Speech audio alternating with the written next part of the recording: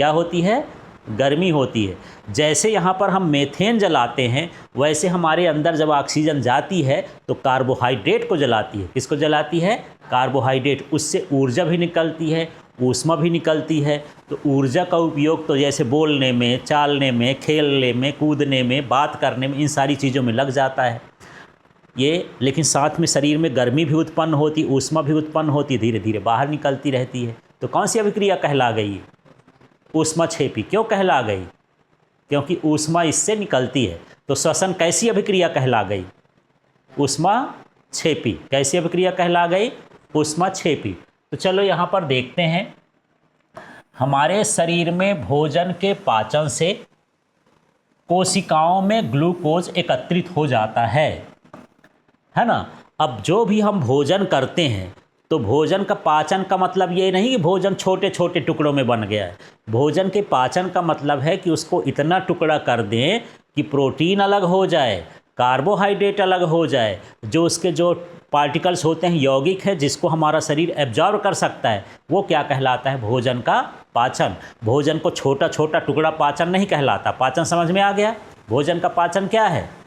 भोजन से जो न्यूट्रिएंट्स है ना, उसको क्या करना है? अलग कर लेना है, अवशोषित कर लेना, वो पाचन कहलाता है। तो अधिकतर जो न्यूट्रिएंट्स होते हैं उसमें क्या होता है? कार्बोहाइड्रेट या ग्लूकोज। उसी को क्या बोल दिया है यहाँ पर? ग्लूकोज। वो ग्लूकोज हमारी कहाँ इकट्ठा होता है? कोशिकाओं में, हड्डियों में नहीं। कहाँ? कोशिकाओं में। ठीक है।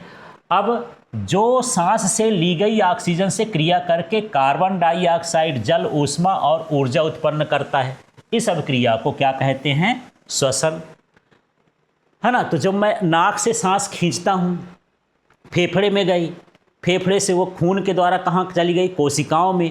कोशिकाओं में ये कौन भरा है? कोशिकाओं में क्या है? ग्लूकोज या कार्बोहाइड्रेट है। तो कार्बोहाइड्रेट उस ऑक्सीजन से क्या करता है? रिएक्शन करता है, तो कार्बन डाइऑक्साइड बनाता है, और क्या बनाता है? जल बनाता है, साथ में ऊष्मा निकालता है, ऊर्जा निकालता है। तो ये कैसी श्वसन क्रिया कहला गई? तो श्वसन कैसी अभिक्रिया है? ऊष्माक्षेपी। क्यों अभिक्रिया है ऊष्माक्षेपी? क्योंकि ये क्या निकालती है? ऊष्मा, है ना।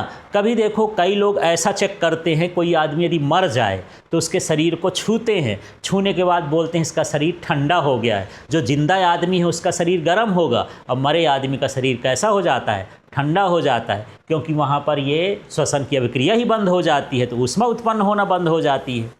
ठीक है। तो देख लो, अब यहाँ से परीक्षा में केवल 2 तरह का प्रश्न पूछ देगा कि श्वसन किस प्रकार की अभिक्रिया है? ऊष्माक्षेपी अभिक्रिया है। दूसरा ये पूछ देगा कि श्वसन किसे कहते हैं? तो क्या बोलोगे? तो ये बोलना है कि हमारे शरीर में भोजन का पाचन होता है, जिससे ग्लूकोज का निर्माण होता है। वो ग्लूकोज कोशिकाओं में चला जाता है ना। फिर हम जब सांस लेते हैं तो उससे ऑक्सीजन चली जाती है। ऑक्सीजन और ग्लूकोज में दहन होता है, मंद दहन, छोटा छोटा जलता है। हमारे शरीर के अंदर भी आग लगी होती है, बस हम आँच नहीं निकालते हैं, आग नहीं निकालते हैं, थोड़ा थोड़ा जलता रहता है। ठीक है। और वहाँ पर दहन होता है, जिससे जल निकलेगा, कार्बन डाइऑक्साइड निकलेगा, ऊष्मा निकलेगी, ऊर्जा निकलेगी। इस क्रिया को हम क्या कहेंगे? श्वसन। यदि परीक्षा में आ जाए कि श्वसन किसे कहेंगे, तब भी ये बताना है। अब यहाँ पर देखो, श्वसन का रासायनिक सूत्र हम लिखेंगे। तो ये जो मैं C6 लिख रहा हूँ, H12 लिख रहा हूँ, O6 ले रहा हूँ, ये है कार्बोहाइड्रेट, है ना। ये इसी को हम क्या बोलते हैं? ग्लूकोज। क्या बोलेंगे? ग्लूकोज। अब ये जब ऑक्सीजन से रिएक्शन करता है, ये 6 जब संतुलित करेंगे तो 6 लग जाएगा, और ये क्या हो गया? AQ, एक्वस फॉर्म में होता है, मान के चलो एयर के साथ हम ले लेते हैं, उसमें सब कुछ घुला होता है। अब ये रिएक्शन किया, माने ये जला, ऑक्सीजन के साथ ही क्या हुआ? जला, मंद दहन हुआ, इसमें भी आग लगी है। तो हमारे शरीर के अंदर क्या लगी है? आग लगी है, आँच निकलती है, तो खाना इसी में पका लोगे, है ना। बहुत कम, धीरे धीरे निकलती है ऊष्मा, है ना, इतनी ऊष्मा नहीं निकलती है। अब ये हो जाएगा 6 CO2, और साथ में क्या बनेगा? 6 H2O। ठीक है। ये गैसियस फॉर्म में होता है, और ये लिक्विड फॉर्म में होता है। प्लस क्या निकलती है? ऊर्जा, और प्लस इसी में हम क्या लिख दें? ऊष्मा। अब इसी का तो शब्द बना दोगे तो श्वसन हो जाएगा, कि जब कार्बोहाइड्रेट ऑक्सीजन से क्रिया करता है तो कार्बन डाइऑक्साइड बनाता है और जल बनाता है, ऊर्जा और ऊष्मा उत्पन्न करता है। इस क्रिया को क्या कहते हैं? श्वसन कहते हैं। बस इतना।